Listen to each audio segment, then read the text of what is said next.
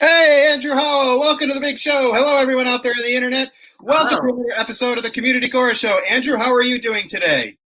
I'm doing well. You know, I love that opening very much, but that dance footage of both of us is not flattering at all. Well, that just gives us something to aspire to. I mean, or maybe to lower the bar of everyone's expectations. That's right. It's great. I put the tie on to try to lift it back up to another whole level of excitement or anything else like that. But hey, it's great to see you. It looks like you and I are both up in our attic somewhere with enjoying the darkness, I guess it's happening right now. But, hiding from our children. That's right, as best we can. Absolutely. Yeah. Hey, so we have a wonderful program for you tonight. We're going to bring in our co-host and our guest in just a moment here. But today we have the unbelievable duo that is Silk Purse Catering in longtime singers, volunteers, and presidents, and they've done everything. And in Deb Dunham and Pam Young. Andrew, are you excited about this show? That's right. Also today, we have, he's not with us today, but representing the John Chiffone Trio playing percussion is our band leader for today. Give it up for Andrew Howell. Yeah!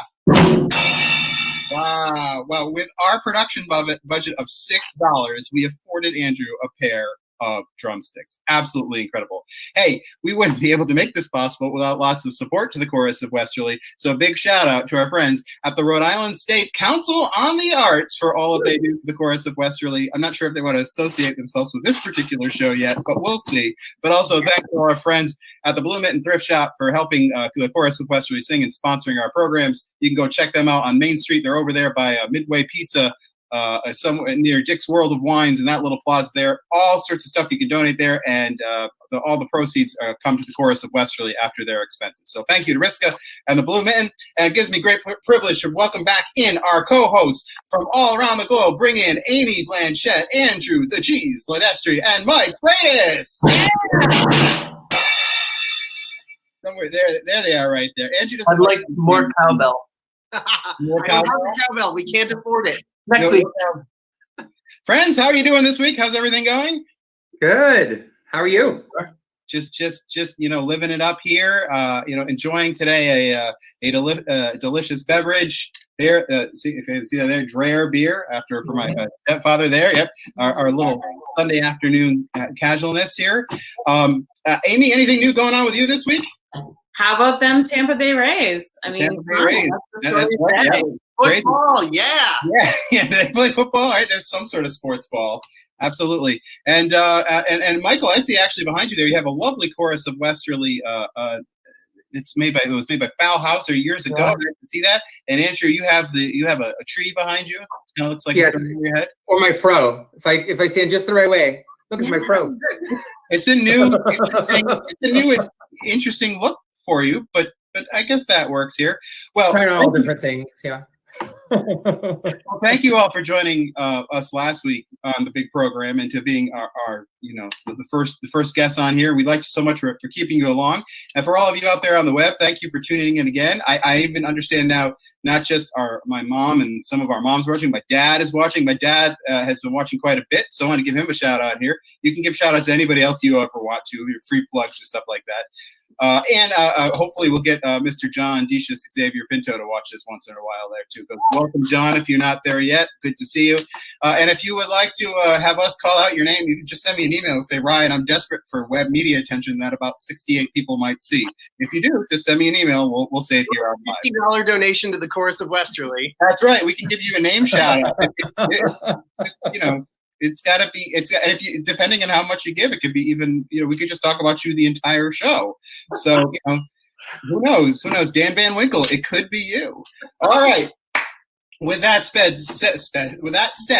it is time for us to bring in to the program our guest for this week. We have the amazing, and unbelievable Pamela Young, and equally amazing and unbelievable Deborah Dunham. Bring him in, Laura. Hello, friend. How are you doing? Great. I like your background. Deb's got the Zoom virtual background number 68. It looks really, really good. And Pam looks like she ripped off a Bed Bath & Beyond, but that's okay. Wow. I'm kidding. Okay, we have shower curtains in the rehearsal room. I have a good love of shower curtains. Actually, Pam has a set designer today. We don't have set designers. Pam has a set. Yes, Stevie helped me with this background. It's true. No, well, thank you. And what we might suggest throughout, if you get tired or just don't want to do this anymore, just tag out with Stevie. We'll have Ben cut it for just a minute, and we'll just roll with it there. Yeah, I don't know if you know this or everyone else out there to know this, but today is Pam's birthday. Oh, so it is not. Pam. Pam, happy birthday to you. Birthday. I would sing, but instead, Andrew will give you a drum roll or something like that. This is That's the key. so. Pamela. We'll start with Pamela here. Pamela joined the chorus in 1959 at the very, very beginning. Even was in the Christchurch choir even before that. So she's been there since it all began. And since that time, I think we have celebrated 748 of her birthdays. So Happy birthday, Pam. happy And birthday, how Pam. did that odd I'll joke do that. start? How did that brilliant joke start, Pam? How did that brilliant joke start? This wise guy in the chorus, when he was making announcements, decided he would do it as a prank. Who could that be, Michael Freitas? Happy birthday. Tenor, a tenor, The tenor? a Was it Rich? tenor. Maybe it was Rich. I mean, maybe Bill Crosdale. You never know. You know, Any of them. Let's just call it any tenor who's not on the phone here. But Bill and Rich, since we've said your name online, if you'd like to send a donation to the chorus, I'm glad to accept it for you for name dropping. So we are going to talk a little bit tonight. So you two have formed the duo for years of Silk Purse Catering, which has been the amazing catering team behind many, many meals at the Chorus of Western, especially when we did a celebration of 12th night. We're going to come to that in a minute. But I wanted to kind of start off because most people watching this have an idea who you are, but to just learn a little bit about, look at that, Ben. I'm sorry, I'm just looking at the scroll at the bottom of the day, donations for name dropping. We got to correct the typo though, Ben. There you go. God bless you. Woo! Okay, you're both former presidents. You've had a long history with the chorus. Can you just tell us a little bit about your time with the chorus? You know, and maybe some of the roles that you've had outside of just being a singer and outside of your cooking roles. So why don't we start with you, Pamela? well, it's true. I was president back in actually when the chorus had its first England tour in '81, and I was only able to do the job because we had Jeff James was the I forget what they called him back then, manager or something, and he was basically running the show. I just stood around and smiled and whatever. I cannot believe you just sat around and smiled and whatever. Pretty much. But probably the longest running role that I had with the chorus, as well as the Christchurch choir, is music librarian, and it's been a challenging role at times, but a lot of fun. And I've threatened to have a shirt made that says "Any music, anytime," because getting people to return their scores sometimes has been interesting, but it's great. I've loved it, and I've loved cooking with Deb or being Deb's assistant. Let's get that. Oh no, that's not true. Yeah. Oh yeah. So, but as chorus librarian, I mean, so you kind of think, well, all she does is takes the music and shelves the music and checks it in, checks it out. I feel like your duties are a little bit more expansive than just librarian. Are there other things that you've done for, like, I don't know, ever? Oh, well, since I forget the year. Oh no, 1987, 86, 87, when we did the Howells Hymnus Paradisi, which is an extraordinary piece, but very, very difficult. And when we were doing that, I realized early on that we would need to be sure to be in sections in order to, keep ourselves together. So that's when we started doing riser charts. And so every time we have a concert, I have to figure out who is singing, that can be challenging too. Like, is so-and-so still with us? I don't know. And then I have a chart with Post-its and which is done by sections. And then and heights and whatever, and what I call quirks. Quirk. Like Billy Quirk. so can't. No, not him. He's a Billy Quirk, your name on the chorus show. like, who can't stand being next to who, or who. Oh, that's true. Needs to be against a wall, or who, whatever, because you want to make people as happy as they can be, but it's not always possible. But anyway, I think God, we love Pam for doing that. Thank you, Pam. What did you do? What did you do before Riser chart? Just What? aimed What? before Riser chart. What did you do? Just aimed for a spot? Mr. Kent would say, "Get up and get organized." Oh, Those were Oh our my March God. sports. Yeah. Chaos. I can hear it. You might be fine for rehearsal, and then Charlie Kitchen and John Paul, we have to go peel off the risers, and they'd give us a number so we could line up, which that part worked right. But then there was no way to make sure that you got into the same spot. So that's when I started putting down tapes and numbers, so that like when you get up, and I would have to even now or still, remind people, be sure your tape is right between your 2 feet, because it's like a brick wall, And when that happens, it's good. Everybody can see the conductor and hopefully do their best singing. have you ever gotten all the way up there and realized you forgot somebody? Realized what? You forgot somebody. Like you did the whole chart. You standing up there and you're like, oh my gosh, I forgot about. No, I've done that in rehearsal. Somebody I either didn't realize was back with us. That's the most common one. If like they missed November, but they're back for Christmas pops, and That's my fault. But we fix it.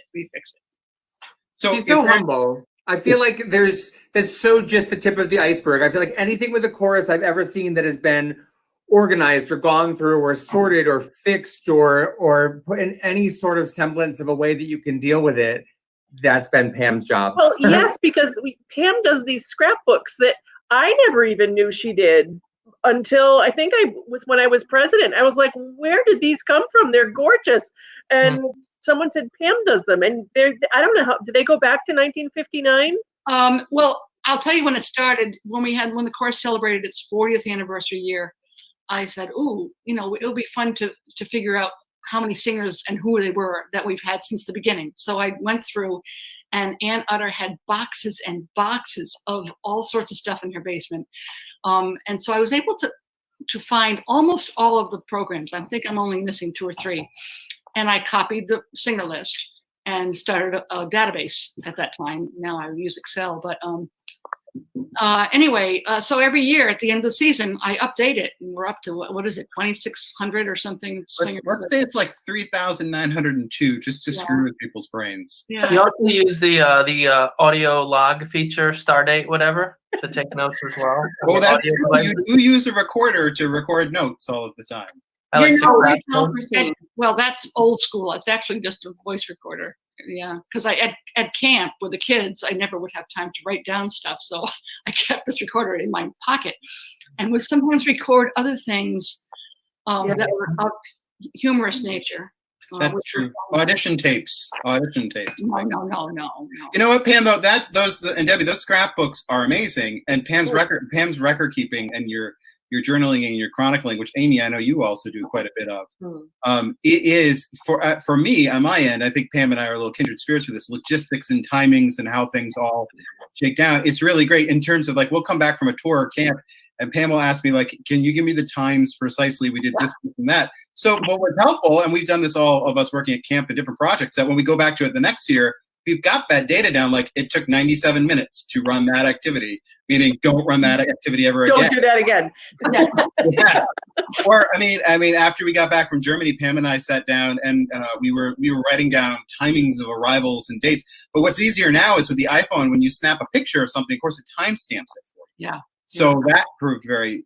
But I think Andrew's right. You are being a little humble of all the things you've done for the chorus over. Unfortunately, you kept us out of jail. I have to tell you, I do it mostly because I can't remember anything, so I have to write it down so I can look it up.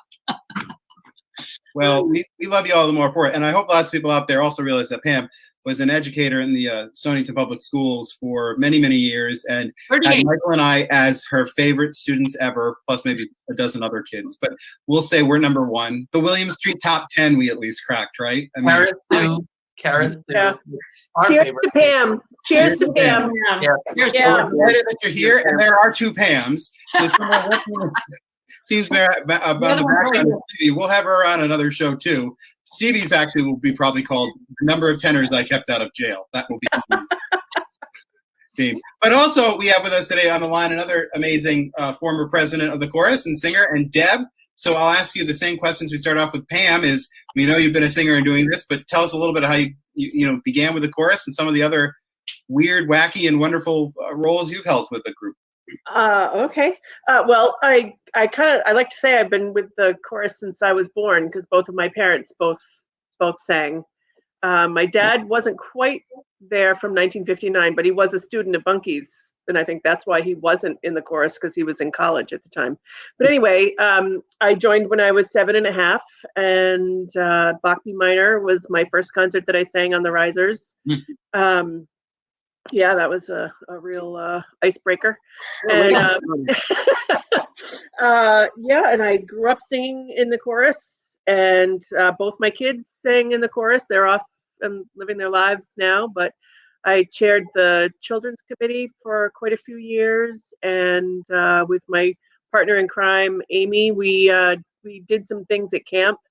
I'll just leave it at that. And and then I was president for a little while there. Yeah, Just a little while. You both. Just a little while. I've been on the board since I was like 9. So Yeah. That's true. If Deb is about to cycle off our board of directors, then we find a way to rewrite them so that she can.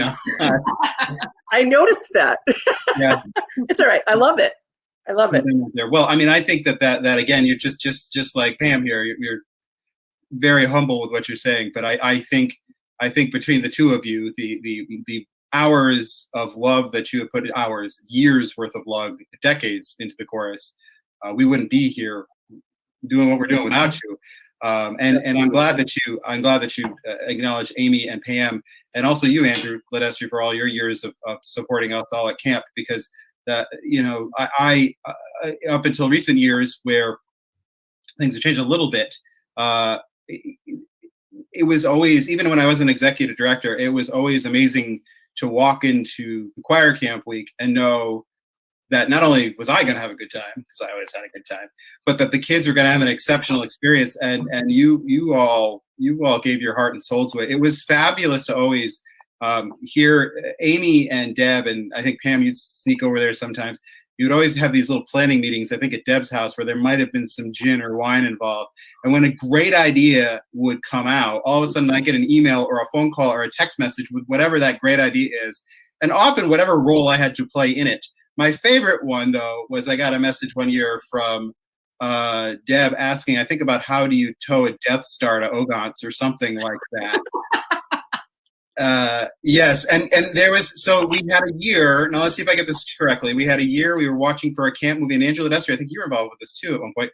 We had a year, we were going to watch Star Wars, the episode 4, The New Hope, where they blow up the Death Star, the first Death Star. And we had a big camp dance planned, and there was an actual Death Star that was created, right? What? Somebody tell me. Yeah, we were going to make a giant Death Star piñata for the dance. Out of paper mache, right? Yes, Yeah. out of paper mache, and I ordered. It was an enormous. It was like a 5 or 6 foot diameter balloon to give us the shape, and to dry, we left it in the sun, which. Little known fact, heat makes things expand. And Andrew Ledestri came to us after general rehearsal and said, I don't know how to tell you this, but your Death Star exploded. It's everywhere. And I was like, oh my God. And all you could do was laugh. And when we got down there, it was the most pathetic sight I've ever seen. And so we're like, okay, so we're not having a Death Star piñata. It was kind of our focal point, and we did not. But Andrew really kind of saved the day, and he took, I think it was a Planet Earth or something, and he redid it, the Death Star. There was no candy in it, but it was It was Yeah, beautiful. we just gave the children candy. We didn't make them work for it. We just gave it to them. Just They're fine here, with just that. take the candy, take it. I think we need a banner at the bottom to warn Molly not to watch this part of the show. 'cause Oh, she gets- Molly was not happy. Molly was I- very, very unhappy. I had never seen anything like it. I knew before that rehearsal that I had to, well, before the rehearsal ended, that I had to go and tell them that this thing had happened. We drove them down there in a golf cart, if I remember right. And I have a picture somewhere. I've got to dig it out. It's the thing in the middle, all deflated with like the was paper bad. mache sort of folded in on it, and Amy Yeah. standing on one side and Deb standing on the other side, and it was just this like look of like, what is the next step? And then came the laughter, which is just so wonderful that like in the stress of the week and what are everything you that's gonna going do? on, they worked so hard. You know, Yeah. that they were that they realized that there was no other option. There wasn't worth No. being frustrated over. Like Oh. it was insane. No. Well, it was, And Yeah. the real story was that Andrew Ledestri was apparently, I don't know if you remember him, he was driving a golf cart and just not paying attention, and he flattened it. Is It what I never saw. happened. I never hit anything with the golf cart. Yeah. well, I mean, it's life imitating art in this case, right? Because in Star Yeah. Wars, the Death Star kind of explodes, and I mean, Luke uses the Force and all, but first of all, he just learned how to fly an X-wing, gets up there, lucky shot, and there happens to be a convenient little port to blow it up. Easy explosion. So I actually think you made the Death Star correct. The Death Star was a poor design. Yes. And you know what? Yeah. But we had a wonderful night at a wonderful dance. The kids had a great time, which I think sums up a lot of the stories we would have on these sorts of things. Is that there's these little moments of freaking out and chaos, but at the end of the day, so much goodness actually came out of it. So I loved that text when I first got it, and I still have it somewhere about towing the Death Star, because it's like, oh, I just want to see a Death Star driving down. It comes up on my Facebook memories, I think every year around that time. So Yeah. wonderful memory. Well, hey, let's talk a little bit about Silk Purse Catering. First of all, what is Silk Purse Catering? Pam Lee, you named us. Well, you know the expression, if you're trying to make a silk purse out of a sow's ear, and the implications of that. Well,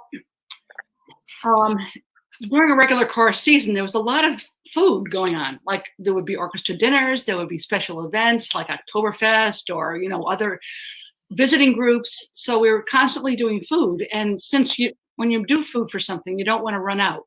So often there would be something left over. So we would carefully package that up and put it in the freezer. And then just before 12th night, Deb and I would inventory the freezer and see what we had to work with. And out of all these, as we call them, previously enjoyed delights, we would create just magnificent meals. I mean, seriously. I mean, thanks to Deb, she has such a great instinct for this.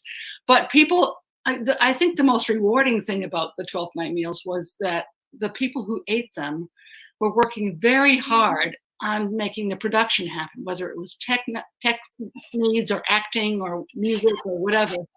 And they were working hard, and to be able to come down and just have a meal without having to worry about it.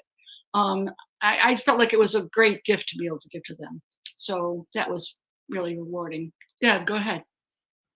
Well, I mean, you explained what Silk Purse Caterers was, and there's the chorus has a budget for its full year, and 12th night was this kind of ambiguous thing in the chorus budget. And the way it used to happen was we would get volunteers to come in and do lunch and dinner, and everybody came in. I mean, they made amazing gourmet meals for lunch and dinner, but it was costing the chorus a considerable amount of money to keep doing that. And that's where Pam and I kind of jumped in and said, well, we have so much food in-house already. What can we do with it?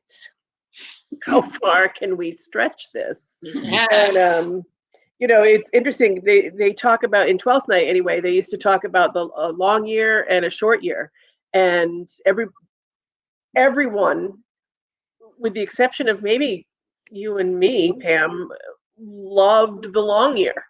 Like we were the only ones that were like, oh gosh, it's the long year.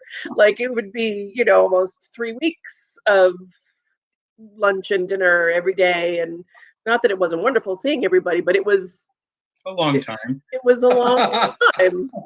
And the short years, I know it was harder on all of the production staff, but it was certainly easier to feed everyone on a shorter schedule. And one of the reasons that Deb and I like stepped in was because as wonderful as it was to have all those volunteer cooks, you never really knew how much food they would bring or how many people we would have to feed. And so we started, when we took it over, we had a chart on the fridge, and you know, with all the days we had to be responsible for, and based on previous year's numbers, like our estimate of how many would be for lunch, how many for dinner, because it varied from day to day based on what was going on. And then we'd write in the menus. And I actually looked back in the records that I could find, and 2012 was our biggest year. We served, must have been a long year, Deb. We served 33 meals, 766 people ate them. Wow. And yet the cost per meal, per person, was less than 55 cents. Wow. Wow. I'm sorry I'm not at the drum set anymore. Well, but and we also, I mean, that was, I moved. you're absolutely right, because sometimes we would have folks come in, and if you don't know how to cook for even 35 people, you're doing anything in quantity. And Andrew, you can certainly speak to this more than I can, but it's a different mindset, and quantities are different. And we would always, we learned that it was always good to have a backup when we weren't sure how much food was coming in, especially if it was someone new who was preparing a meal, or if it was a new restaurant that, I mean, some restaurants they gave us more food than we could serve in one meal, and which was great, because then we repurposed it for another meal. But yeah, sometimes it was always, we always had, I love Pam's term for it, was like emergency quiche or emergency dessert in the freezer, so that if we had an emergency, we could just go to that, and it was something that we could easily heat up or defrost or something like that. So it was fun. It was fun. And then we would have our glass of wine at 5 o'clock. We'd serve everybody, put the food out, and then hydrate. Which made me feel guilty for about 2 seconds, because of course all the people who were doing their jobs. It tastes so good until it hits your lips. They wouldn't have any alcohol, the actors and the production staff. So we just they found their way later in the evening you to enjoy themselves. I'm fairly certain. Just a little hunch. Any of you all have a follow-up question, or are you just all enjoying your beverages? No, I'm just remembering all the memories of the kitchen at 12th night, and how it was always a safe space for me, where sometimes I would just have to get up during rehearsal, and like there would be someone else there from management. I would just be like, I just have to go down to the kitchen. And I would go down to the kitchen, and like I would like tell my daily like sob story to Pam and Debbie, and they would always offer me wine. I'd be like, no, I have to be professional. I thought I was the only one. No, I did the exact same thing. I would come over from whatever costume sort of nightmare we were or weren't having. And it was so entertaining to listen to you guys talk about the long year versus the short year. And, you know, the shortest year for us, I think, was usually 9 days. And like, and from my perspective, you know, it would just always work out to the year with the largest cast, where everybody was wearing 4 different costumes, and we were trying to figure that piece out. And we were doing the math. The worst was the year we made, I think, 90 kimonos in 9 days, when Harvey decided we should go to Japan, you know, with doing that sort of thing. So yeah, I've never imagined the idea of somebody liking shorter years better, but I totally get it. Yeah. Well, we felt like dinner time or kitchen time was always like a Switzerland. Like if there was any tension between different parts of the production, people could just, when they came to dinner or when they came to the kitchen, it was like the safe zone. It was just laughing, and we gave out hugs, and it was. Love that. Tried to keep. I think that part is true, because at least in my role when I was there, if there was ever something I had to work on or fix. You were on the therapy couch quite a lot there, Brian. No. I came in after the shift to the left. Oh no, you're right. I come like you never noticed. I come in, I smell out the room and not the food. Yeah. Do what I need to do. Let everybody go back to work, and then I'm coming in there, and of course.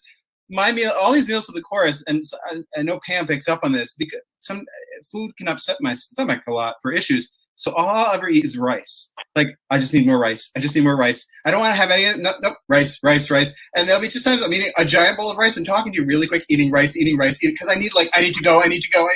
But I need as much rice as possible.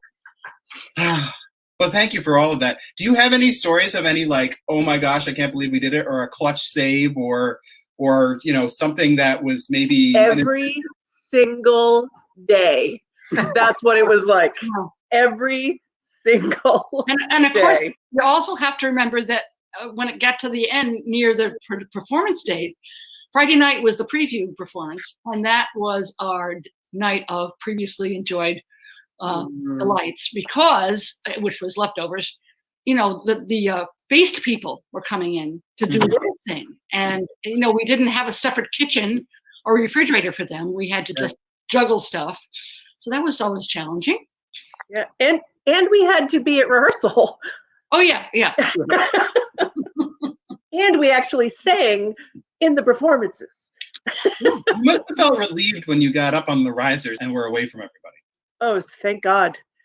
We not to be away from everybody, but it was like, oh, we can sit down. Like, we could just kind of exhale a little bit, because as it at the very beginning, it's a even though it was usually school vacation. Yeah. During that first week, so it was kind of chaotic. I mean, there were a lot of kids. They tried to do as much as they could with the kids during those weeks. But as far as who we were feeding, those numbers seemed to start out relatively small, and then they just grew and grew and grew and grew as more volunteers came in, and then all the paid actors and musicians would come in, and the Morris Men. Don't forget the Morris Men. All those people would start to come in, and they would all be fed, and you get gate crashers too. Yes, absolutely. Yes, there's other people who could smell the deliciousness from downstairs. And there's food. I'll have some. That's right. We all know that a hard thing about when 12th night was over, you have that withdrawal the next day. It's like, oh my gosh, I just spent this incredible 2-3 weeks with all these people all the time, and we pulled it off.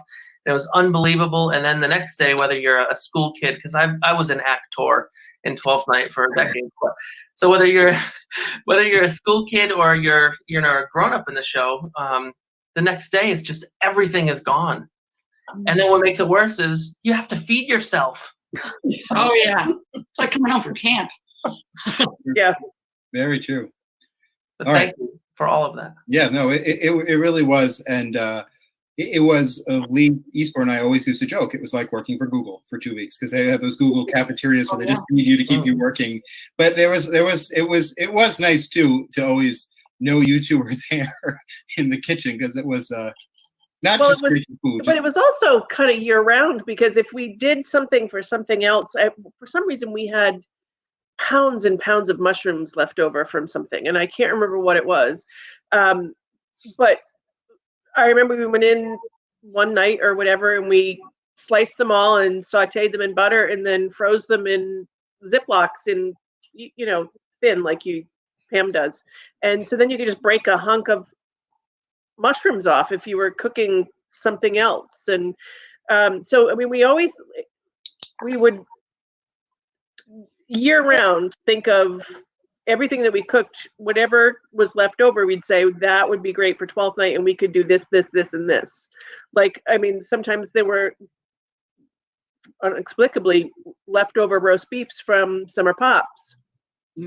So we'd put them in the freezer, and then a fan favorite was beef stroganoff, and so we would make beef stroganoff with the roast beef, but like that, like a giant vat of. And Andrew's cooked like this before, but I had never cooked beef stroganoff for that many people. But we that's what we did, and or parsley, or we did have some mystery stuff in there that we didn't use. You're welcome, all of you, for that. I also even we couldn't figure out what it was. Like, it wasn't labeled. Pam and I were pretty good about labeling things, but this was not labeled, and it was a beigey color, and we were like, let's not risk it. Let's we love these people. Let's just throw that away. Deb,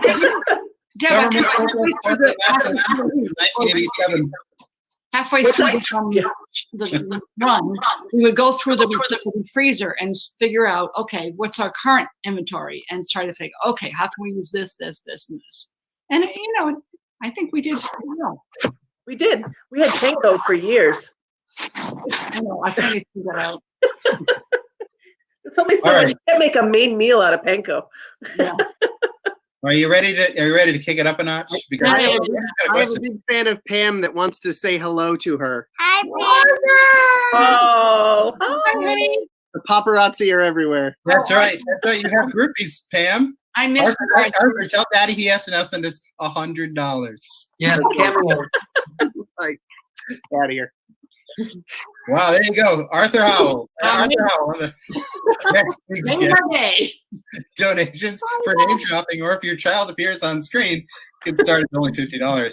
All right, are you ready? It's time to play the kitchen lightning round. Cue it up there, Ben.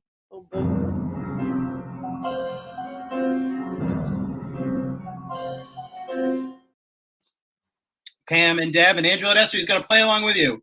We're just going to go right through you. You can't think, you have to answer, and then we're going to move along. You ready? Just don't think, going to answer. We'll go to Pam, Deb, Andrew. What is your favorite piece of kitchen equipment? Pam. Freezer. Deb. Mixer. Andrew. Tongs. Tongs. What is the What cooking is the task? cooking task you like the least? I don't know. Pam. I know it's my turn, but I can't think. I don't mind doing anything. Dishes. Andrew. Chopping onions. Pam. I'll do chopping them. What I hate most the least, I like dishes. So Debbie and I are a good duo. We are a good duo. All right, Amy's going to ask the next question. Go, Amy. Okay. What is your most commonly used ingredient in chorus meals? Our secret ingredient. Leftovers. Butter. Butter. Parsley. Yeah. Oh, yeah. All right.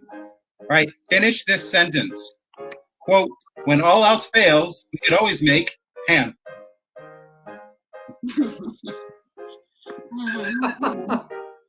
When all else fails, we could always make Peanut butter quiche. and jelly. Quiche. Quiche. Sweet love. Wow. Not in the kitchen. Inside, a little inside. All right, Michael, you ask the next one. Other than the wine that you've already spoken of, what is your go-to beverage when you have under 2 hours to cook for 250 people? More wine. A 14-inch glass of gin and tonic. That's right. A vase of gin and tonic. A vase of gin and tonic. All right, the next one is Amy. Okay, this is tricky. If you were stuck on a desert island for the rest of your life, would you rather have a working kitchen available, but had to sing page 1 and only page 1 of the Brahms Requiem every day of your life for 3 hours a day, or just take your chances at sea? That's a toughie. I'm a pretty good rower. I think I would go with option B. Yeah, sounds good. All right, Andrew, you're next. Howell. What is the best type of camp cookie? Camp cookie? Oh, chocolate chip. Chocolate chip. Oh, Soft no. molasses. No. Oatmeal chocolate chip. Sorry. Still soft molasses. Oh, Are there raisins in your oatmeal chocolate chip? What's No, that? no. Are there raisins in your oatmeal chocolate chip? No. Okay, 'cause I would have ended it. No. You would say that. Right, Amy, you're next. I am? I think so. I wasn't before, sure. What ahead. is your favorite dish the other one of you makes? So if one of you makes a dish, what's your favorite? Right. Deb Stroganoff is pretty good. Pam's chocolate mousse is the bomb. Anything the two of them make. I was one of those people who was so happy to come over from the costume shop and have whatever they done for the day. I like elegant eggs. Oh yeah. Oh, Also yeah. Andrews. Mashed potato martini bar. Bring your own Guttural. today. All Guttural. right. That you can remember, how many times have you triggered a fire alarm when you cook?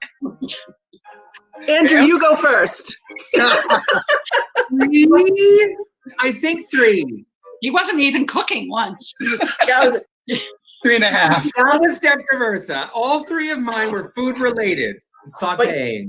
You were with Steph Traversa. It doesn't make me responsible. I don't know. I may have done it once. Okay. I'm not the only one in this group. Andrew Howell, I think you're the next one, right? I wasn't, but I will. Oh, Amy, I'm sorry, I screwed up. This is what happens when we skip rehearsal. It's Andrew, fine. you can have the next one. There's music in the background. It's the It's little me. It's dance Arthur. we did in the Russian 12th night. I have all these 12th night music recorded on my iPhone over the years making rehearsal tapes. So It sounds like someone's practicing. it's one of our music directors. I'm not going to say which one.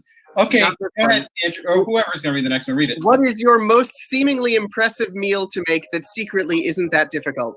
I don't know. Pizza. Well, off the top of my head, I'm going to go with beef stroganoff because I can do that pretty easily now. I made it a lot. One of the restaurant meals.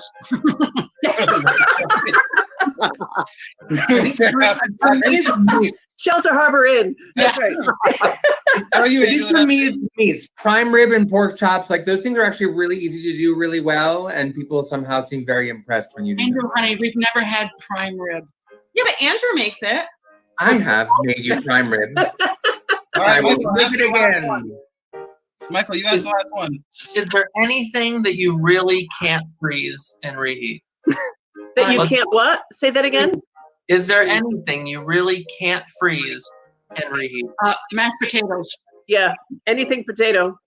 Andrew? I don't know. I don't like to freeze things in general. Yeah, most things. Okay. Well, there you go. That has been the Kitchen Lightning Round.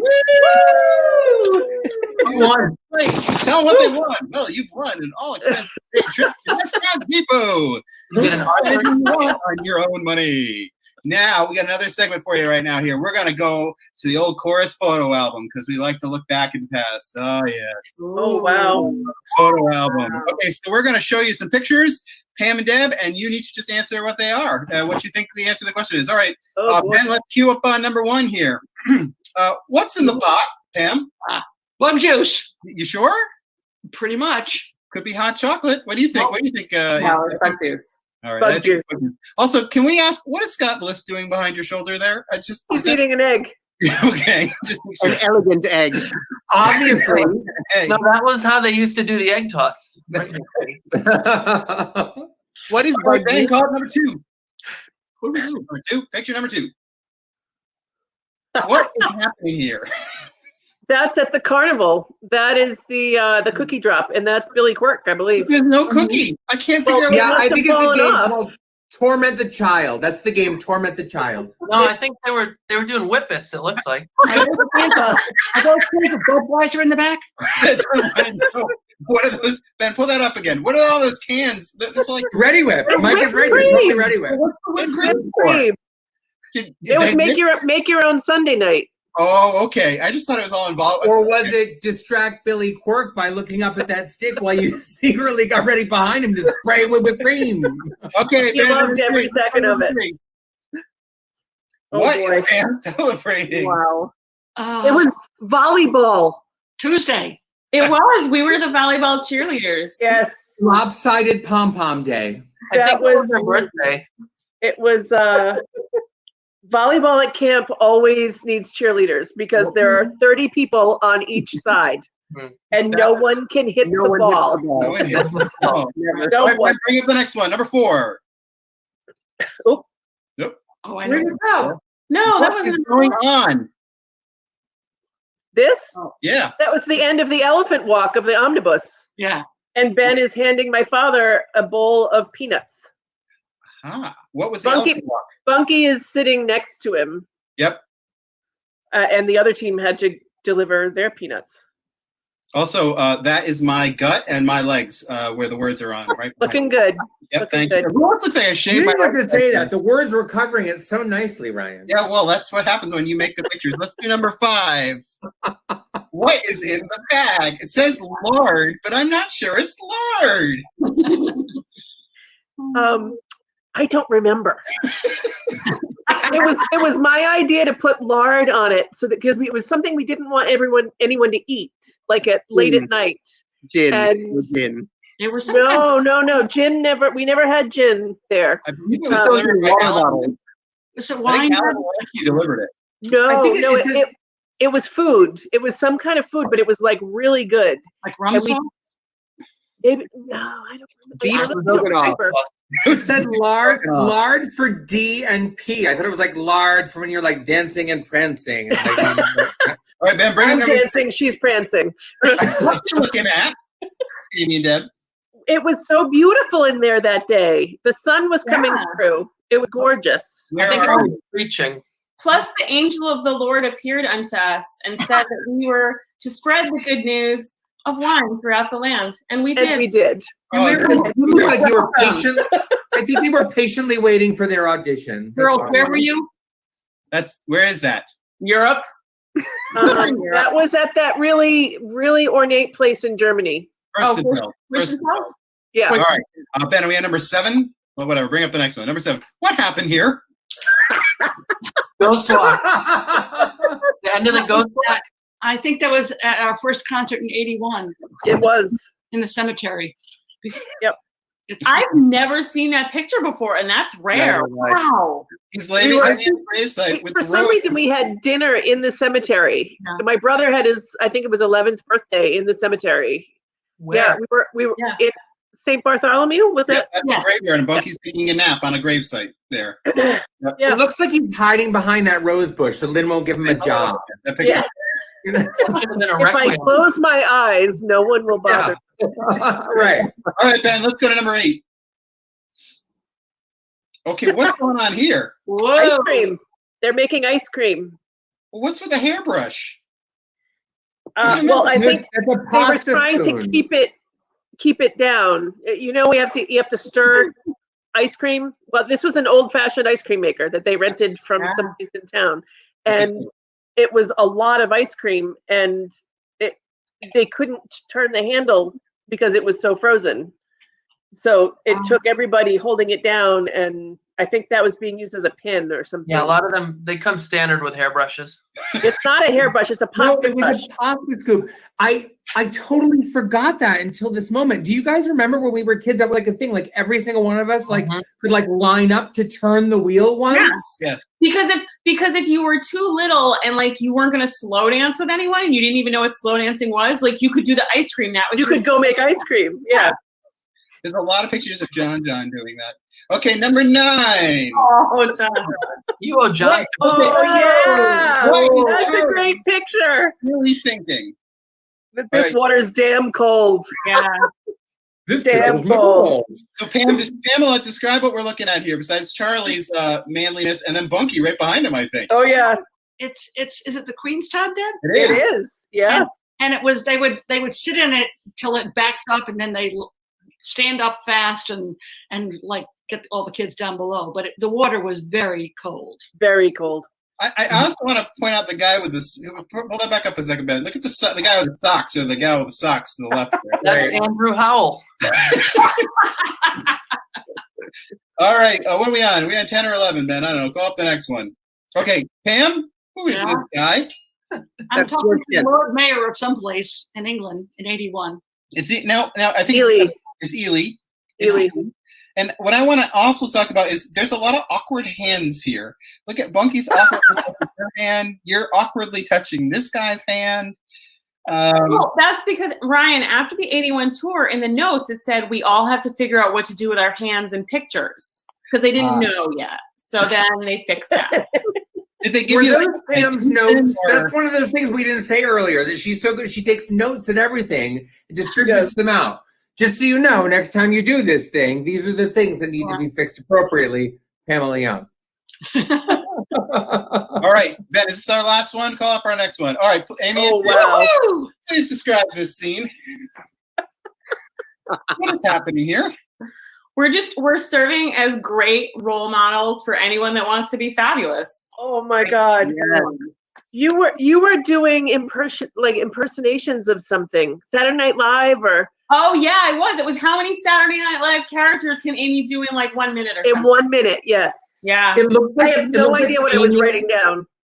It looks like Amy is saying, shake it, shake it, shake it, like a Polaroid picture, and Deb is saying, I can't, it's just a box top. That's right. I can't see a damn thing. I'm wearing Amy's sunglasses.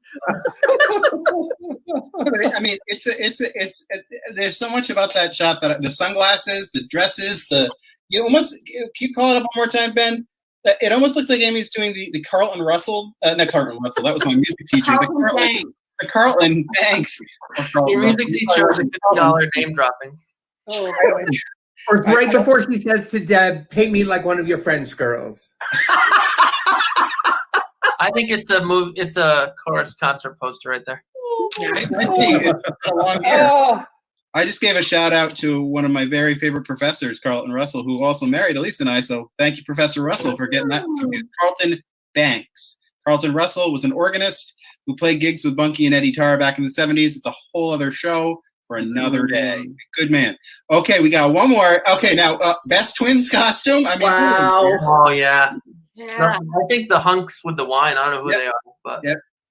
Yeah, I'm going with the original, the original, and never imitated. Oft imitated, never duplicated. I think those shirts probably never fit the same again.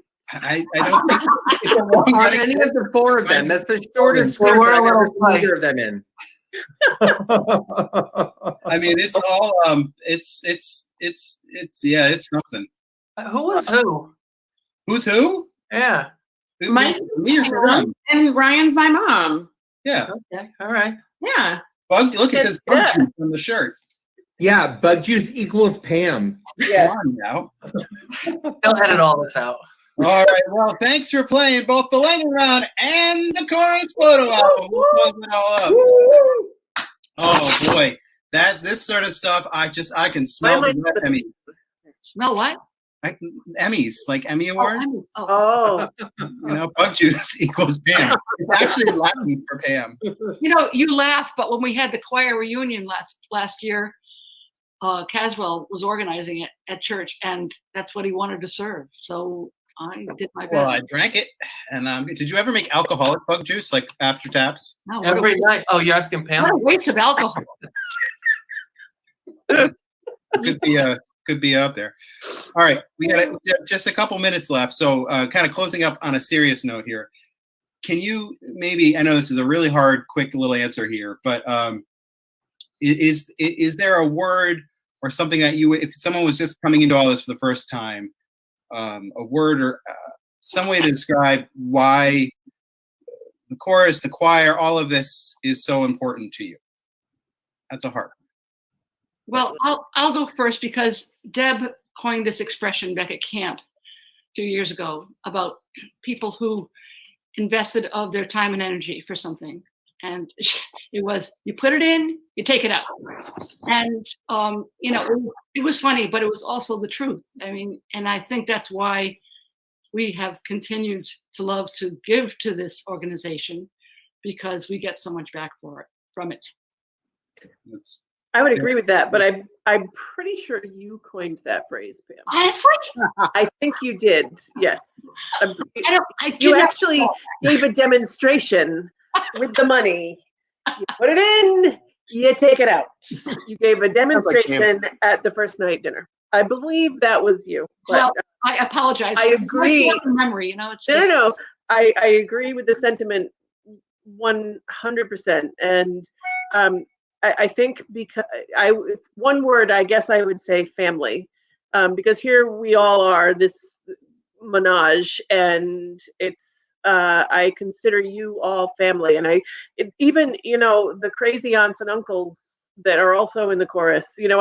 They're family. If one of them is hurting, you don't want them to hurt. I mean, they're family, whether they're the crazy ones or the sane ones or all the kids. My God, like the kids that have gone through, and even my kids now that they're out living their lives, but now they're looking back and I think they're realizing they had something pretty special that most kids don't get in their lives, and I think most adults don't get this thing of family and belonging. But no matter who you are, no matter what walk of life, unite us all. And I think that's what the chorus is all about. We are a singing family. This is really beautiful. Was that one word? Yeah. One word. It was wonderful. Well, I think I speak for all of us, or all five of us interviewing you two, to say that you're two of the most remarkable people that we have ever met, and that our lives are so much better because of you and because of everything that you've given to us. And we are always grateful for not just the hours of time you give the choir and the chorus, but that you've given to us as a group personally. I think we love you both dearly and consider you dear friends. And thank you for all that you've done. And thank you for playing with us here in this goofy hour of merrymaking. That will conclude our show for this week. We'll have another wonderful show next week. My thanks to Andrew Howell, Amy Blanchett, Mike Freitas, Andrew, Uncle Bongo, the Cheese, Ledestri. I'm kidding, we'll drop that nickname.